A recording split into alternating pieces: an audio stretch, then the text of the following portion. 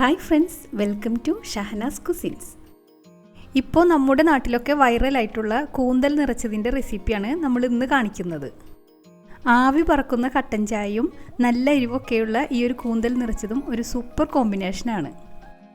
അപ്പോൾ എല്ലാവരും ഒരിക്കലെങ്കിലും ഇതൊന്ന് ട്രൈ ചെയ്ത് നോക്കണം. നമുക്കിത് ഈവനിങ് സ്നാക്കായിട്ടോ അതല്ലെങ്കിൽ ഇഫ്താർ സ്നാക്കായിട്ടോ ഒക്കെ റെഡിയാക്കി എടുക്കാൻ പറ്റും. അപ്പോൾ നല്ല ടേസ്റ്റി ആയിട്ട് കൂന്തൽ നിറച്ചത് എങ്ങനെ തയ്യാറാക്കുന്നതെന്ന് നോക്കാം. അതിനുവേണ്ടി മീഡിയം സൈസിലുള്ള 1/2 കിലോ കൂന്തൽ നന്നായി ക്ലീൻ ചെയ്തെടുത്തിട്ടുണ്ട്. കൂന്തലിൻ്റെ തല ഇതുപോലെ സെപ്പറേറ്റ് ഒരു ബൗളിൽ ക്ലീൻ ചെയ്ത് വെച്ചിട്ടുണ്ട്. അതുപോലെ അതിൻ്റെ 2 സൈഡിലുള്ള ചിറകിൻ്റെ ഭാഗമെല്ലാം ഇതുപോലെ ചെറിയ പീസായിട്ട് കട്ട് ചെയ്തെടുത്തിട്ടുണ്ട്. ഇനി കൂന്തലിലേക്ക് വേണ്ടി ഒരു ഫില്ലിംഗ് റെഡിയാക്കി എടുക്കണം. അതിനുവേണ്ടി ഞാനിവിടെ മീഡിയം സൈസിലുള്ള 3 സവാള എടുത്തിട്ടുണ്ട്. അതെല്ലാം ഇതുപോലൊന്ന് ചോപ്പ് ചെയ്തെടുക്കാം. അടുത്തതായി ഇതിലേക്ക് എരിവിനാവശ്യമായിട്ടുള്ള 5-6 പച്ചമുളക്, 3 തണ്ട് വേപ്പില, 6 വെളുത്തുള്ളി, ഈ ഒരു വലുപ്പത്തിലുള്ള ഒരു കഷ്ണം ഇഞ്ചി, ഇതും കൂടി നമുക്കൊന്ന് ചോപ്പ് ചെയ്തെടുക്കാം. ഇനി നമുക്ക് മസാല റെഡിയാക്കി എടുക്കാം. അതിനുവേണ്ടി ചൂടായിട്ടുള്ളൊരു കടായിലേക്ക് 2 ടേബിൾ സ്പൂൺ വെളിച്ചെണ്ണ ഒഴിച്ചു കൊടുക്കുന്നുണ്ട്. വെളിച്ചെണ്ണ ചൂടായി വരുമ്പോൾ അതിലേക്ക് ചോപ്പ് ചെയ്ത് വെച്ചിട്ടുള്ള സവാള ചേർത്ത് നന്നായിട്ടൊന്ന് വഴറ്റി കൊടുക്കാം. ഇഫ്താറിന് ട്രൈ ചെയ്യാൻ പറ്റുന്ന കുറച്ച് റെസിപ്പീസാണ് ഇനിയുള്ള ദിവസങ്ങളിൽ നമ്മൾ കാണിക്കുന്നത്.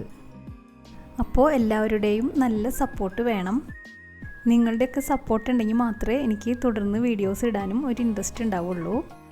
നമ്മുടെ വീഡിയോസൊക്കെ മുടങ്ങാതെ കാണാൻ ശ്രമിക്കണം. ഇപ്പോൾ നമ്മുടെ സവാളയൊക്കെ വാടി വന്നിട്ടുണ്ട്. ഇനി ഇതിലേക്ക് നമ്മൾ ക്രഷ് ചെയ്ത് വെച്ചിട്ടുള്ള പച്ചമുളകും ഇഞ്ചിയൊക്കെ ചേർത്ത് കൊടുക്കുക. അതോടൊപ്പം ആവശ്യത്തിനുള്ള ഉപ്പും ചേർത്ത് ഒന്നുകൂടി ഒന്ന് വഴറ്റിയെടുക്കുക. അടുത്തതായി ഇതിലേക്ക് 3/4 ടീസ്പൂൺ കശ്മീരി മുളക് പൊടി, 1/4 ടീസ്പൂൺ മഞ്ഞൾപ്പൊടി, 1/2 ടീസ്പൂൺ ഗരം മസാല, പെരിഞ്ജീരകം പൊടിച്ചത് 1/2 ടീസ്പൂൺ, ഇതെല്ലാം ചേർത്ത് നന്നായിട്ടൊന്ന് മിക്സ് ചെയ്തെടുക്കുക. പൊടികളുടെ എല്ലാം പച്ചമണം മാറിയതിന് ശേഷം ഇതിലേക്ക് കൂന്തലിൻ്റെ സൈഡ് ഭാഗം കട്ട് ചെയ്തത് ചേർത്ത് കൊടുക്കുക. ഇനി 2 മിനിറ്റ് നമുക്കിതൊന്ന് കുക്ക് ചെയ്തെടുക്കാം. അതിനുശേഷം 1/2 കപ്പ് മുതൽ 3/4 കപ്പ് വരെ നാളികേരം കൂടി ചേർത്ത് നന്നായിട്ടൊന്ന് മിക്സ് ചെയ്ത് കൊടുക്കുക. 1-2 മിനിറ്റ് കുക്ക് ചെയ്ത ശേഷം നമുക്ക് ഫ്ലെയിം ഓഫ് ചെയ്ത് കൊടുക്കുക. അങ്ങനെ മസാല ഇവിടെ റെഡി ആയിട്ടുണ്ട്. ഇനി നമുക്ക് കൂന്തൽ നിറച്ച് തുടങ്ങാം. ഓരോ കൂന്തലിൻ്റെയും വായ്ഭാഗം ഇങ്ങനെ തുറന്ന് വെച്ച് ഇതുപോലെ ചെറിയ സ്പൂൺ കൊണ്ട് കുറേശ്ശെ മസാല എടുത്ത് ഫില്ല് ചെയ്ത് കൊടുക്കാം.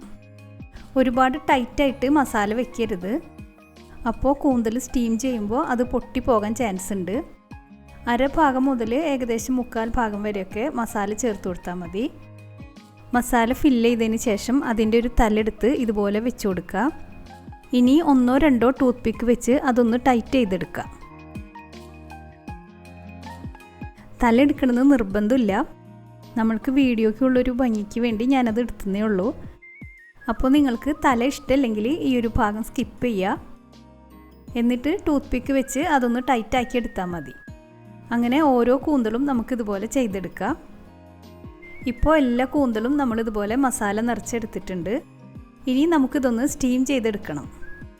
അതിനുവേണ്ടി വെള്ളം നന്നായി തിളച്ചതിന് ശേഷം സ്റ്റീമറിലേക്ക് നമുക്ക് ഈ കൂന്തലെല്ലാം വെച്ച് കൊടുക്കാം. അതിനുശേഷം മൂടി വെച്ച് ലോ ടു മീഡിയം ഫ്ലെയിമിൽ ഒരു 5-6 മിനിറ്റ് നമുക്കിതൊന്ന് കുക്ക് ചെയ്തെടുക്കാം. ഒരുപാട് നേരം കുക്ക് ചെയ്തിട്ടുണ്ടെങ്കിൽ കൂന്തൽ നല്ല ഹാർഡായി പോകും. അപ്പോൾ അതൊന്ന് ശ്രദ്ധിക്കണം. അങ്ങനെ കൂന്തൽ നമ്മൾ സ്റ്റീം ചെയ്തെടുത്തിട്ടുണ്ട്. ഇനി ഇത് ചെറുതായിട്ടൊന്ന് ഫ്രൈ ചെയ്തെടുക്കുന്നതിന് വേണ്ടി ഒരു മസാല റെഡിയാക്കി എടുക്കാം.